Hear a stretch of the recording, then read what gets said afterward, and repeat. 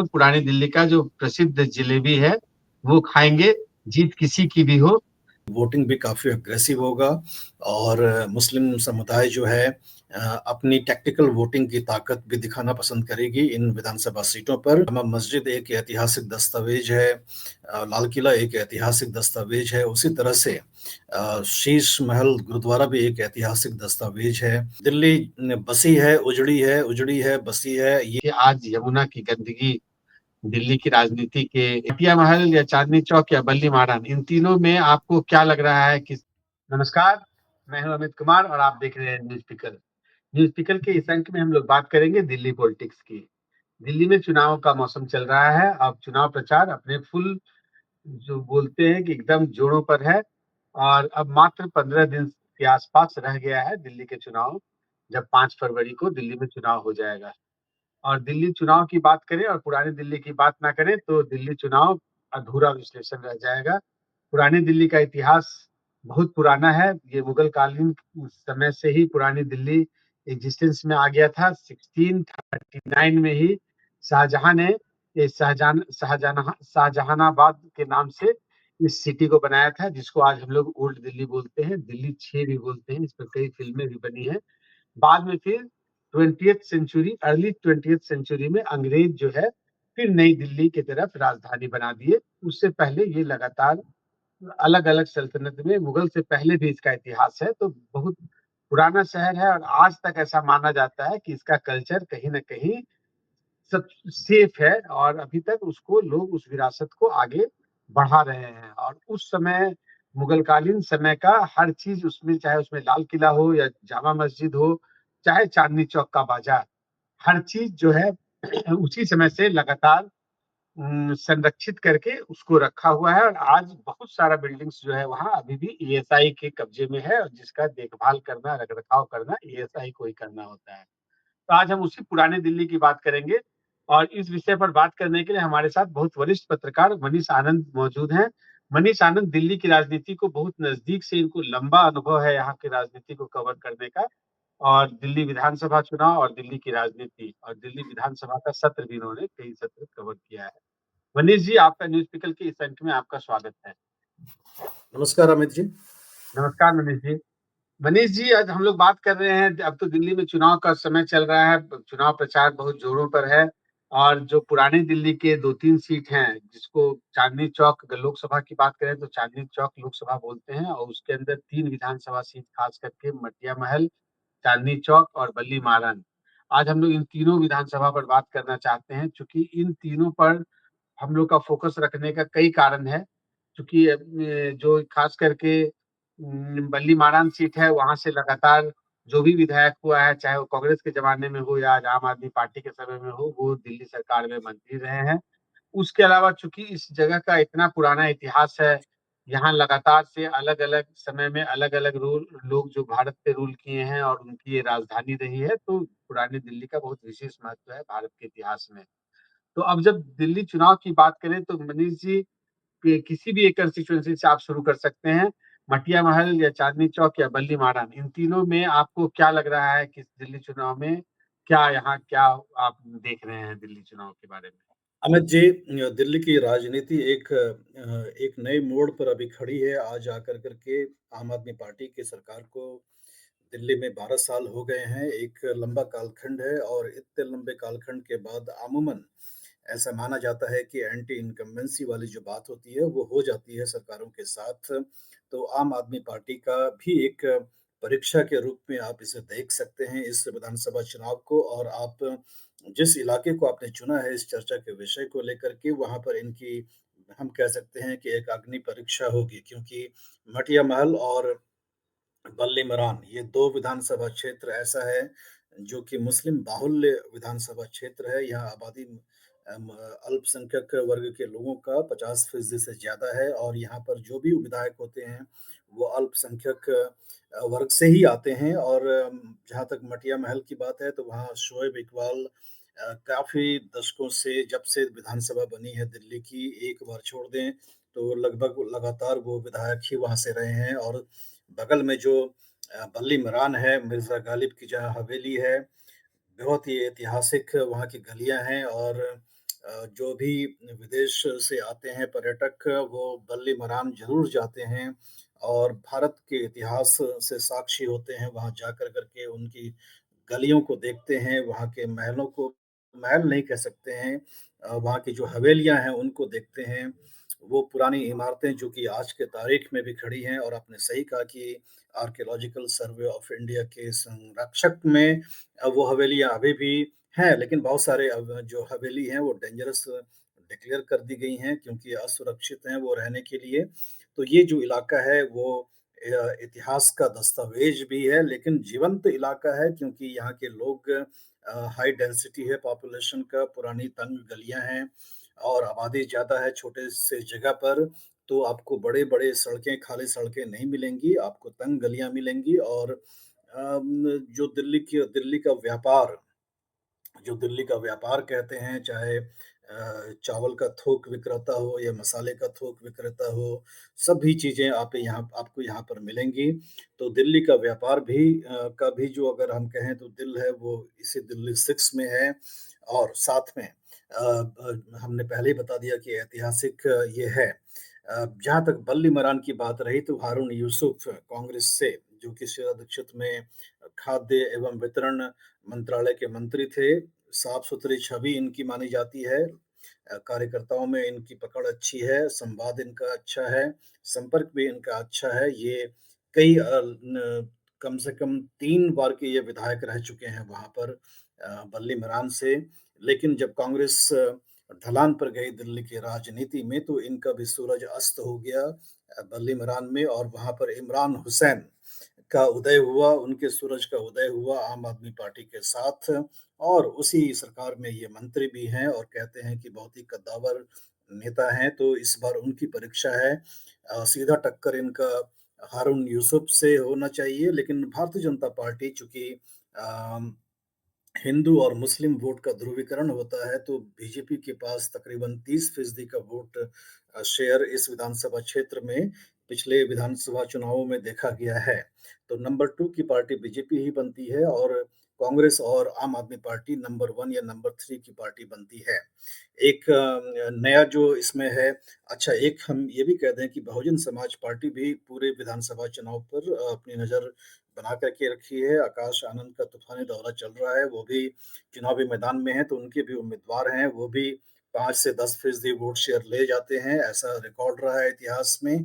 और साथ में जो असदुद्दीन ओवैसी की पार्टी है, एएमआईएम, वो भी अपना दमखम आज़मा रहे हैं दिल्ली की राजनीति में, और चूँकि मुस्लिम समुदाय की राजनीति करते हैं, तो उनको भी उम्मीद होगा कि दिल्ली के राजनीति में पाँव टिकाने के लिए उनको जगह मिल जाए।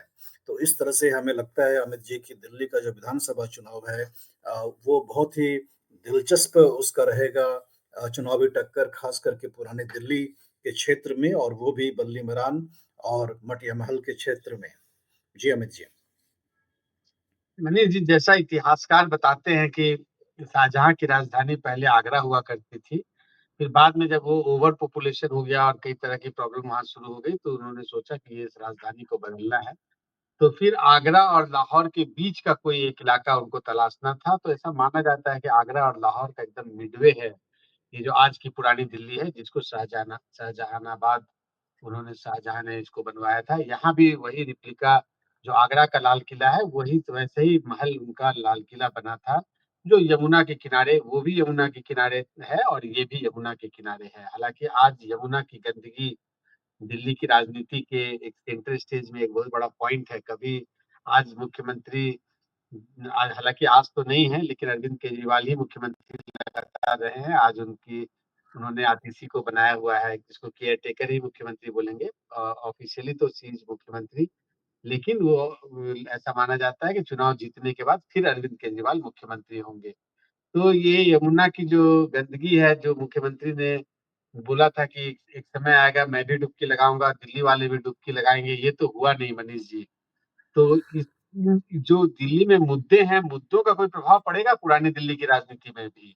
कि केवल अमित जी वहाँ, आपने हाँ, जी, कि अमित जी केवल आपने वहाँ पूरा हिंदू-मुस्लिम ही बताया। रहेगा? जी, अमित जी आपने बताया। और दिल्ली जो है सिर्फ़ शाहजहाँआबाद ही नहीं है, बल्कि दिल्ली में कई सारे सल्तनत और जो राजा वगैरह हुए थे, उन्होंने अपने शहर बसाए थे। पृथ्वीराज चौहान का भी शहर दिल्ली ही था। सिरी फोर्ट भी अभी दिल्ली में ही है और राय पिथौड़ा जो किला है, वहाँ पर अभी भी उनके खंडहर, उनके रुइंस पृथ्वीराज चौहान की याद दिलाते हैं। फिरोज़ शाह का भी शहर दिल्ली ही था, उनकी भी राजधानी दिल्ली थी। दिल्ली बसी है, उजड़ी है, बसी है, ये जो क्रम है निरंतर इतिहास में चलता रहा है। आज से नहीं, हमें लगता है कि जब से महाभारत का जो भी युग रहा होगा, इंद्रप्रस्थ जब था, तब से दिल्ली बस रही है और उजड़ रही है और उजड़ रही है और बस रही है, ये क्रम चलता जा रहा है।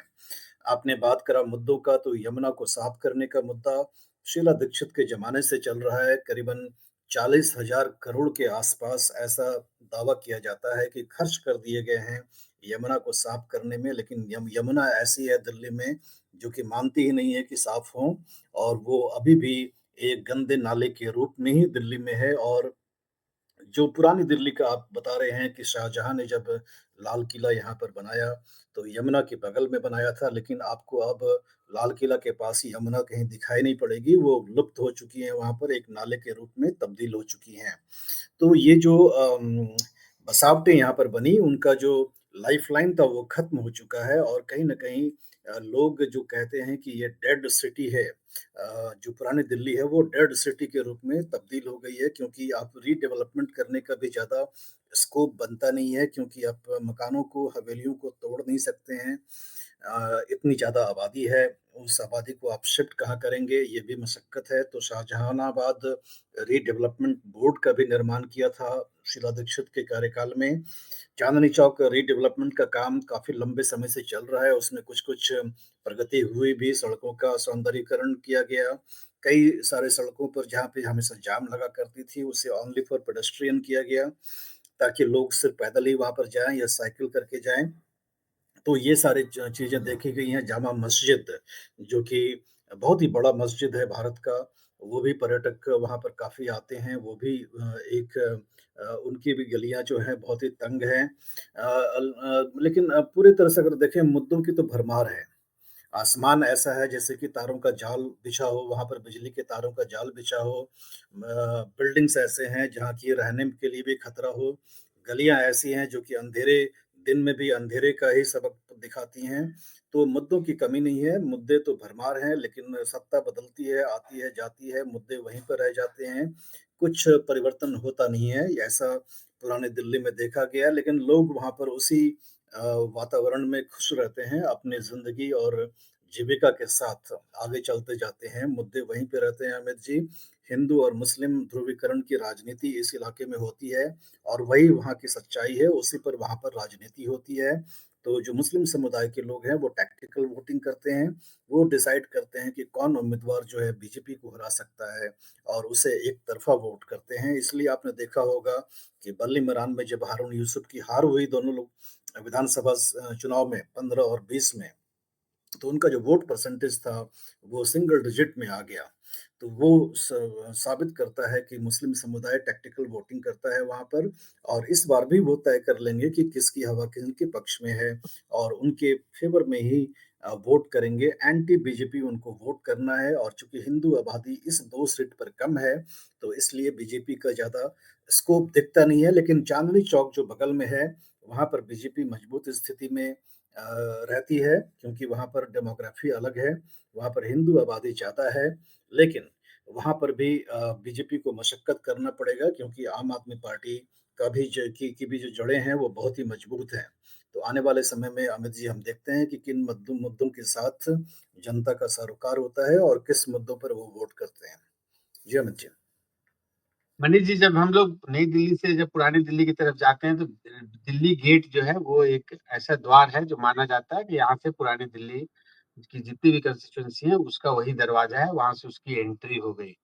तो जब दिल्ली गेट से हम लोग एंटर करेंगे तो 3 विधानसभा का हम लोग चर्चा कर रहे हैं। एक तो बल्ली नारायण, चांदनी चौक और तीसरा मटिया महल। चांदनी चौक और चांदनी चौक और मटिया महल में जहाँ शोएब इकबाल लगातार मिल रहे हैं, इस बार उनके बेटे को आम आदमी पार्टी ने टिकट दिया है। वैसे ही चांदनी चौक में प्रहलाद सिंह साहनी उतने ही लंबे समय से लगातार विधायक रहे हैं। एक आध बार उन्होंने भी पार्टी इधर-उधर बदला, लेकिन विधायक वो बने रहे। तो इस बार वहाँ चांदनी चौक से भी प्रहलाद सिंह साहनी के बेटे को टिकट मिला है। प्रहलाद सिंह साहनी के जो बेटे हैं पूरनदीप सिंह साहनी, और यहाँ आले मोहम्मद जो है वो शोएब इकबाल के बेटे हैं। तो मनीष जी, क्या इन दोनों वारिसों को आप देखते हैं कि इस बार दोनों चुनाव में जीत रहे हैं, ऐसा टक्कर देंगे? उनके उनके पास जो विरासत में मिला है राजनीति, उसका कुछ प्रभाव पड़ेगा मनीष जी? आपने बिल्कुल सही कहा, प्रहलाद सिंह साहनी का नाता कांग्रेस के साथ था। कांग्रेस में राजनीति उन्होंने काफ़ी करी, लेकिन जब उन्होंने देखा कि दिल्ली की राजनीति में कांग्रेस की राजनीति का अस्त हो चुका है, तो वो उन्होंने दामन छोड़ कर के आम आदमी पार्टी चले गए वो और वहाँ से विधायक बन गए। इसी तरह से शोएब इकबाल भी आप जानते हैं कि जितनी भी पार्टियाँ दिल्ली में हैं, दिल्ली में नहीं भी हैं, उन पार्टियों के साथ भी वो हुए हैं। लोक जनशक्ति पार्टी के साथ भी वो चले गए थे एक बार। तो इनको इनकी इन दोनों के बारे में जो आपने ज़िक्र किया है जैसा मनीष जी कि बता रहे थे कि पुरानी दिल्ली के जो तीनों कंस्टिट्यूएंसी हैं, असेंबली कंस्टिट्यूएंसी, वहाँ अल्टीमेटली ध्रुवीकरण ही होगा। मनीष जी, आप मुझे सुन पा रहे हैं? जी, मैं सुन पा रहा हूँ आपको। हाँ, तो मैं बता रहा था मनीष जी कि 2 एमएलए जो हैं, खास करके जो चांदनी चौक से प्रहलाद सिंह साहनी के बेटे को मिला है टिकट, और वहाँ मटिया महल में शोएब इकबाल के बेटे को टिकट मिला है। तो क्या इन दोनों पुत्रों का इस बार राजनीति में आप देखते हैं कि उनको अपने लेगेसी का कुछ लाभ मिलेगा और उनके पास कुछ एज होगा अलग से, मनीष जी?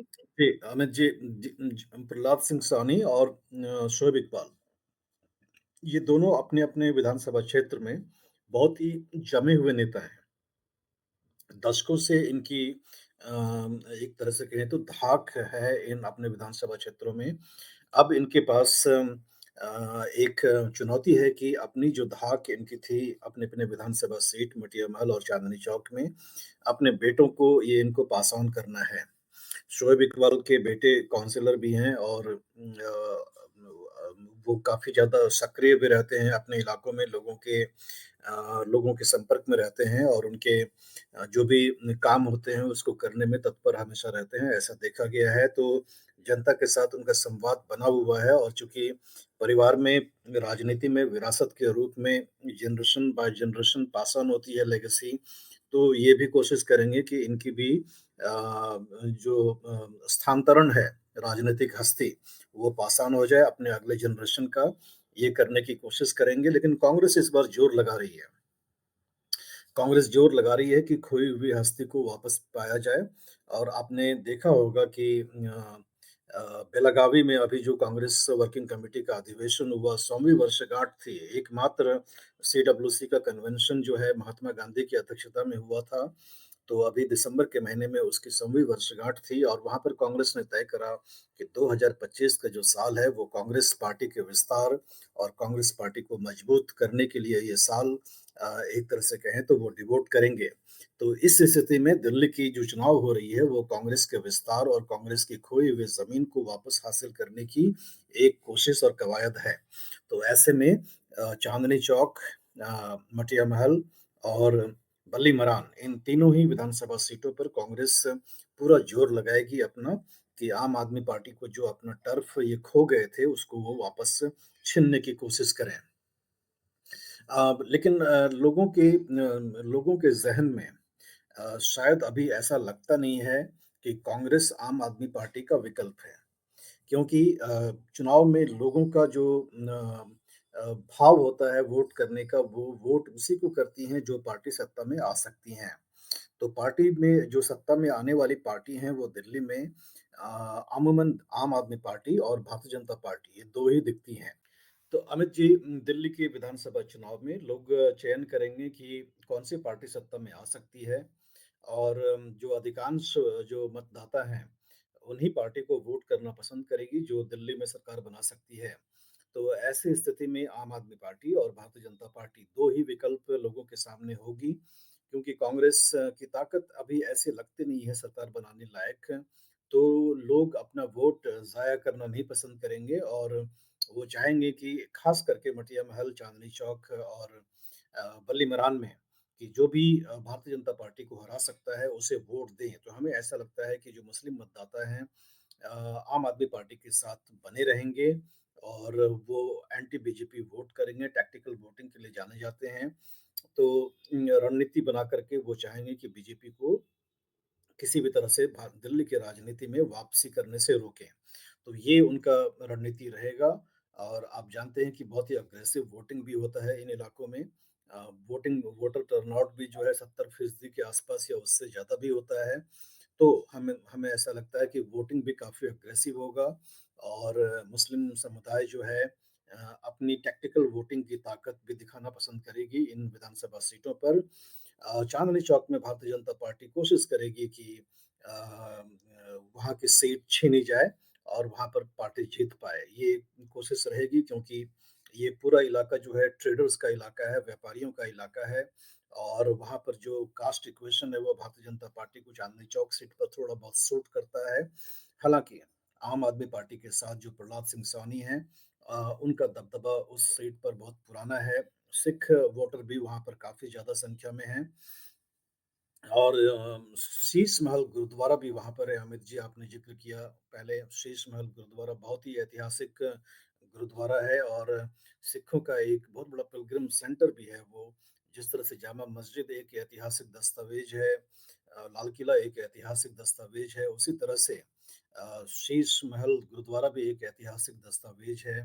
तो पूरे इस ऐतिहासिक परिप्रेक्ष्य में ये चुनाव हो रहा है और लोग वहाँ पर जाकर के लोगों का मिज़ाज जानने की ज़रूर कोशिश करेंगे और हम आने वाले समय में देखेंगे अमित जी कि क्या रुख रहता है मतदाताओं का।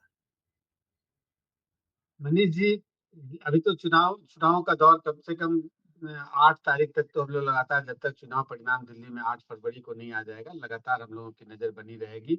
और पिछले कुछ दिनों में देखा गया है कि जो भी जीतने वाली पार्टी है, वो अब लड्डू नहीं जलेबी खाती है और पुरानी दिल्ली जो है जायकों के लिए भी बहुत जाना जाता है। तो हम लोग इस बार पुरानी दिल्ली का जायका 8 फरवरी को हम लोग भी साथ चल के खाया जाएगा मनीष जी पुरानी दिल्ली में। और इस बार वहाँ जाकर हम लोग पुरानी दिल्ली का जो प्रसिद्ध जलेबी है, वो खाएँगे, जीत किसी की भी हो। अच्छा लगा आप बात किए और खास करके पुरानी दिल्ली के उन ऐतिहासिक चीज़ों को आपने सामने लाया, तो वोट के साथ-साथ, तो बहुत अच्छा लगा आपसे बात करके। फिर अगली वीडियो में फिर मिलेंगे मनीष जी, तब तक के लिए नमस्कार। नमस्कार अमित जी।